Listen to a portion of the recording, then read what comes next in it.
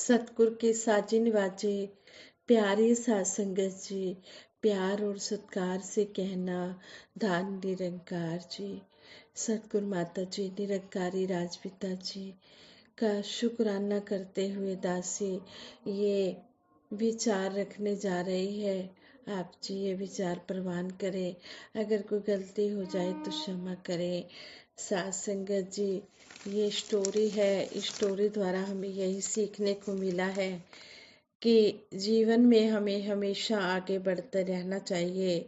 चाहे ज्ञान का रास्ता हो, चाहे भक्ति का हो, चाहे प्रेम का हो, हर रास्ते में आगे और आगे बढ़ते रहने पर ही प्राप्तियां अचीव होती हैं।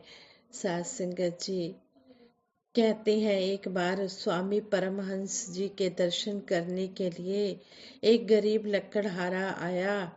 स्वामी जी तो मन की हर बात जान लिया करते थे। उन्होंने अनजान बनते हुए उस लकड़हारे से पूछा कि तुम क्या काम करते हो।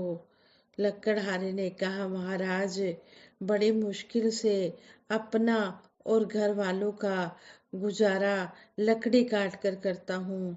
आगे से स्वामी परमहंस जी ने उस लकड़हारे से कहा, तुम लकड़ियां कहाँ काटते हो।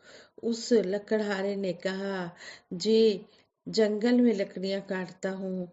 तो स्वामी जी ने कहा, थोड़ा और आगे बढ़ो। लकड़हारे के मन में यह बात बैठ गई और वह अगले ही दिन लकड़ी काटने के लिए और आगे बढ़ गया। उसे वहां चंदन के पेड़ मिले। कुछ दिनों बाद वह फिर स्वामी जी के दर्शन करने पहुंचा तो स्वामी जी ने पूछा, क्या हाल है। आगे से लकड़हारे ने कहा, कृपा है महाराज, अब भी उन्हें जंगल में अब भी आप उसी जंगल में लकड़ी काटते हो। स्वामी परमहंस जी ने उस लकड़हारे से कहा तो लकड़हारा कहता है, जी महाराज। तो स्वामी जी ने कहा, थोड़ा और आगे बढ़ो। अगले दिन वह और आगे बढ़ा तो उसने देखा कि वहाँ चांदी की एक खान है। वह खुशी खुशी स्वामी जी के चरणों में धन्यवाद करने पहुंचा, किंतु उसके कुछ भी बोलने से पहले ही स्वामी जी ने फिर वही शब्द दोहरा दिए और कहा, आगे बढ़ो और आगे बढ़ो। कुछ दिनों में आगे बढ़ते बढ़ते कुछ दिनों में आगे बढ़ते बढ़ते उसे सोने की फिर हीरे की खानें मिलने लगी। अब उसकी सारी गरीबी दूर हो चुकी थी। इस बार जब वह स्वामी जी के दर्शनों के लिए पहुंचा तो स्वामी जी ने पास बैठाकर समझाया, यह तो तुम्हारी संसारिक स्थिति के लिए था, अब तुम बिल्कुल ऐसे ही ईश्वर की साधना के रास्ते में भी आगे बढ़ो और आगे बढ़ते जाओ। वह अमीर बन चुका लकड़हारा दिव्य ज्ञान पाकर स्वामी जी का परम भगत बन गया। तो हमें इस स्टोरी से यही प्रेरणा मिलती है कि हमें जिस तरह सतगुरु बार बार समझाते हैं कि तुमने इस हीरे जैसे जन्म की कदर करनी है, तुमने सेवा सिमरन सत्संग के रास्ते पर आगे से आगे बढ़ते जाना है। तो हमने इन बातों को सुनना ही नहीं है, हमने इनको कर्म रूप में लाना है, तभी हमें लाभ मिलने वाला है, तभी हम भक्ति के रास्ते में आगे बढ़ने वाले हैं।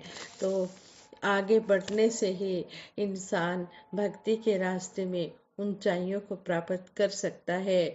जितना जितना हम सेवा सिमरन सत्संग करेंगे उतने उतने हमारे मन की मैल तो दूर होगी और हमें यही राम नाम रूपी धन जो प्राप्त होगा वही हमारे साथ जाने वाला है।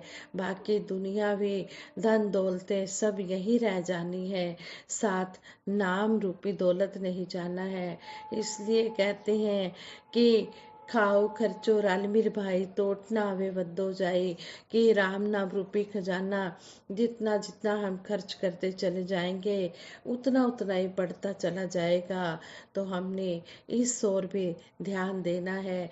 हमने गृहस्थ धर्म में रहकर हमने ये संसारिक काम भी करने हैं, लेकिन साथ ही साथ इस मायापति को भी याद रखना है। इस निरंकार का हर पल एहसास बना कर रखना है। हत्थ कार वाल ते दिल यार वाल, हमने हाथों से काम काज करना है और अपने दिल को इस परम पिता परमात्मा में लगा कर रखना है। हर पल हमने इसका सिमरन याद रखना है। तू ही निरंकार, मैं तेरी शरण हाँ, मैनू बख्श लो।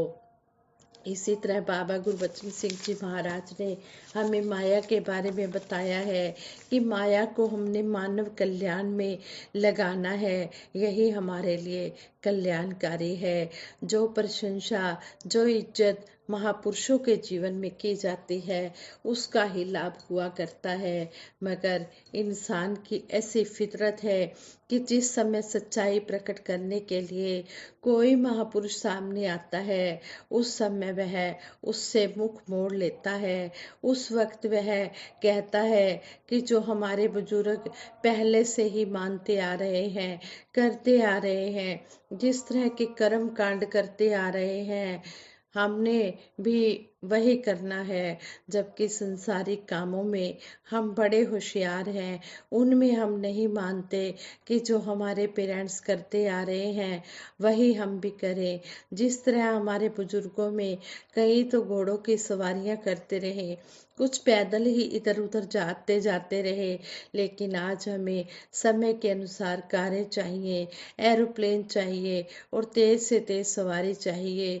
अगर हम बुजुर्गों के अनुसार ही चलने वाले हो तो फिर हमें घोड़ियों पर चलना चाहिए, पैदल ही चलना चाहिए। हमारे बुजुर्गों ने कोट पैंट नहीं पहने थे, लेकिन हम आज कोट पैंट पहनते हैं और पुराने ढंग के सलवार धोतियाँ आदि छोड़ चुके हैं। कहने का भाव यह है कि जहाँ संसारिक काम आते हैं वहाँ तो हम कोई बात बुजुर्गों की नहीं मानते, लकीर के फकीर नहीं बने रहते हैं। परंतु जहाँ परमार्थ की बात आती है, आत्मा परमात्मा का सवाल आता है, वहाँ हम तुरंत कह देते हैं कि हम बुजुर्गों की बात मानने वाले हैं।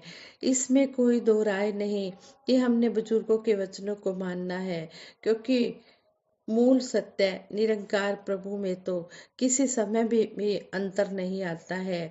हाँ, याद यह रखना जरूरी है कि देश काल के अनुसार हमारे दुनियावी जीवन जीने के ढंग बदलते रहते हैं और उनके बिना हम संसारिक उन्नति भी नहीं कर पाते। साथ संगत जी, कहने का भाव यही है कि ब्रह्म ज्ञानी बुजुर्गों की भांति ही हम भी सतगुरु की रहमत से निरंकार प्रभु के दर्शन करें, ताकि लोक और परलोक सुखी हो सके। संसार के लोग धन के त्याग का यही मतलब निकालते हैं कि धन को बिल्कुल टच ही न किया जाए, जबकि त्यागने का असली अर्थ यह है कि धन को त्याग भाव से यूज किया जाए, जिससे हमें सुखों की प्राप्ति हो। जैसे एक बार एक आदमी ट्रेन से उतरा, उसके पास काफी सामान था, कुली 1 रुपया मांगने लगा। उसने कुली को रुपया ना देकर अपनी पीठ पर फिर 1.5 मन वजन उठाया और स्टेशन से बाहर आ गया। उसका घर स्टेशन से कोई 1-1.5 मील दूर था। पैसा बचाने के लिए उसने कोई सवारी भी नहीं की और उस वजन को, उस भार को पीठ पर लादे लादे घर की ओर चल पड़ा। रिजल्ट यह हुआ कि वह कई दिनों बुखार में पड़ा रहा। उसने 1-2 रुपए का त्याग ना करके कितना दुख उठाया, कितना अपने शरीर को कष्ट दिया। भगत धन का त्याग, धन के त्याग का यह मतलब नहीं निकालते कि धन को छोड़ देना है या फिर धन का कमाना और कर्म करना ही बंद कर देना है। भक्तों ने तो हमेशा यही कहा है कि हम खूब कर्म करें, धन कमाएं, परंतु धन के लिए हम अपना सुख, चैन और आनंद नष्ट ना कर लें। भगत माया के त्याग का यही अर्थ लगाते हैं कि माया को खुले दिल से खर्च किया जाए ताकि यह हमें सुख देने वाली बने। इस बात का भी गलत इस्तेमाल नहीं करना है। किसी भी वस्तु का गलत इस्तेमाल करना ठीक नहीं। माया का गलत इस्तेमाल आदमी की सेहत, उसके करैक्टर और जीवन को खराब करता है। इसलिए हमने माया खुले दिल से तो खर्च करनी है, लेकिन इसका गलत इस्तेमाल नहीं करना, बल्कि सही उपयोग करना है। माया का इस्तेमाल अपने लिए, अपने परिवार के लिए और फिर सारे समाज के लिए करना है। भगत इस बात को जानते हैं कि माया का सबसे अच्छा उपयोग यही है कि हम अधिक से अधिक इसे संतों महात्माओं की सेवा में लगाएं, मानव कल्याण में लगाएं, परोपकार के लिए खर्च करें। ऐसा करने से माया हमें अधिक से अधिक सुख देने वाली बन जाती है। ये बातें युग प्रवर्तक बाबा गुरबचन सिंह जी महाराज ने कही है, कोई दासी ने अपने पास से नहीं बनाई है। ये बाबा गुरबचन सिंह जी महाराज ने हमें समझाया है कि हम अगर सुख पाना चाहते हैं, अगर हम भक्ति के रास्ते में उन्नति करना चाहते हैं, तो हम संतों की सेवा में अपना तन मन धन लगाएं। हम पूर्ण अवतार बानी में शहनशाह बाबा अवतार सिंह जी महाराज फरमाते हैं, जो संतां दी सेवा अंदर तन मन धन लगांदा है, मन दी मैल असल विच अपनी समझो धोई जाता है। जो संतों की सेवा में अपना तन मन धन लगाता है, वह अपने मन की मैल को साफ कर रहा होता है। सतगुरु दे उपदेश तो वड्डी होंदी कोई बाणी नहीं, मन अपने नू पेट चढ़ाना इस तो वध कुर्बानी नहीं। यहाँ पर भी शहनशाह जी समझा रहे हैं कि सतगुरु के जो भी आदेश उपदेश आते हैं, जो भी अमोलक ये हीरे मोती जवाहरात रूपी वचन हमें, ये वचन हमें सुनने को मिलते हैं, हमने इनको कर्म रूप में डालते चला जाना है और इस तरह हमने अपने जीवन को सफल बनाना है और भक्ति के रास्ते में आगे से आगे बढ़ते चले जाना है। अब अपने मन को हमने सतगुरु के चरणों में सरेंडर कर देना है, समर्पित कर देना है। इस तरह हमें समझाया गया है। सतगुरु दे उपदेश तो वड्डी होंदी कोई बाणी नहीं, मन अपने नू पेट चढ़ाना इस तो वध कुर्बानी नहीं। जिथे बह के रब ना भुले, वड्डी था वड्डा स्थान, वड्डी भगती ओनू कहंदे जो सतगुरु कर ले प्रवान। कहते हैं कि कोई इसमें समय का या स्थान का बंधन नहीं है। जहाँ भी हम बैठे हैं, हम इस परमपिता परमात्मा का सिमरन कर सकते हैं, इसकी याद हम कर सकते हैं। जहाँ पर भी हमें एक दो महापुरुष भी मिल जाए, एक महापुरुष भी मिल जाए, हमने वहीं पर इसके निरंकार की चर्चा करनी है, तो वहीं हमारा वो पूजा स्थल बन जाएगा, वहीं हमारे वो भक्ति हो जाएगी। तो कहा है कि जहाँ पर बैठकर भी हम भक्ति करते हैं, वही सबसे बड़ा पवित्र स्थान माना गया है। कहीं भी बैठकर किसी भी स्थान, किसी भी समय हम इसकी भक्ति कर सकते हैं। देश काल ते समय मुताबिक सतगुरु जिवें चलांदा है, हुक्म एदा सिर मत्थे धर के गुरसिख चलदा जाता है। जहाँ कोई भी देश हो, कोई भी समय हो, कोई भी परिस्थिति हो, जो भगत होता है वो हर पल सतगुरु के कहे अनुसार चलता चला जाता है। जिस तरह अब कुछ समय पहले कोरोना काल आया, तो हम किस तरह जूम ऐप के थ्रू सत्संग किया करते थे, और जब ये कोरोना खत्म हुआ, फिर उसी तरह हमारे सत्संग भवन खुले, हम संतों की चरण रज लेते हैं, दर्शन करते हैं। तो हम उस समय भी खुश थे कि जैसी भी परिस्थिति है, हमें सतगुरु जैसे भी ये सत्संग बख्श रहा है, सेवा बख्श रहा है, संतों के दर्शन बख्श रहा है, हम इसमें भी खुश है। यूं भी वाह वाह है और वैसे भी वाह वाह है। सतगुरु की रजा में हमें रहना सतगुरु ही सिखाते हैं। जब भगत इस तरह अपने आप को सतगुरु के चरणों में समर्पित कर देता है, तो कहते हैं कि सही मायनों में वो ज्ञान पर चल रहा होता है। तो फिर यहाँ पर कहा है कि किस तरह है, कोई भी समय है, कोई भी स्थान है, ये परमपिता परमात्मा की जो भक्ति करता चला जाता है, थान सुहावा धर सुहावे जिथे गुरमुख पैंदा है, गुरमुख दा हर बोल है चंगा गल जो गुरु दी कहंदा है। कहते हैं कि वो धरती सुहावनी हो जाती है, वो स्थान पवित्र हो जाता है जहाँ पर बैठकर इस सतगुरु निरंकार की चर्चा होती है, इसका सिमरन होता है। तो इस तरह हमें किसी बंधनों में नहीं सतगुरु ने बांधा, किसी कर्म कांडों में नहीं बांधा। सतगुरु ने तो हमें आसान सी भक्ति दे दी है कि हमने हंस उठते बैठते खाते पीते कोई भी काम धंधा करते हुए इसकी याद को अपने मन में बसा कर रखना है। जिस तरह एक पत्नी होती है, वो हर समय पति पति नहीं करती है, चाहे पति फौरन भी चला जाए फिर भी उसे पता है कि मेरा फलां पति है, वो उसकी याद अपने मन में बसा कर रखती है।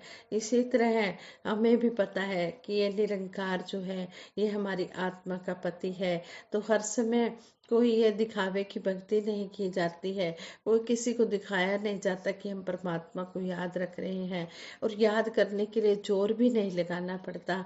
हमें पता है कि अंग संग हमारे राम है, सिमरन किया करे, ये हमारे अंग संग है। जब हम इसका एहसास बनाते हैं तो कोई दुख नहीं लगता। जो गिरद हमारे राम का दुख लगे ना भाई।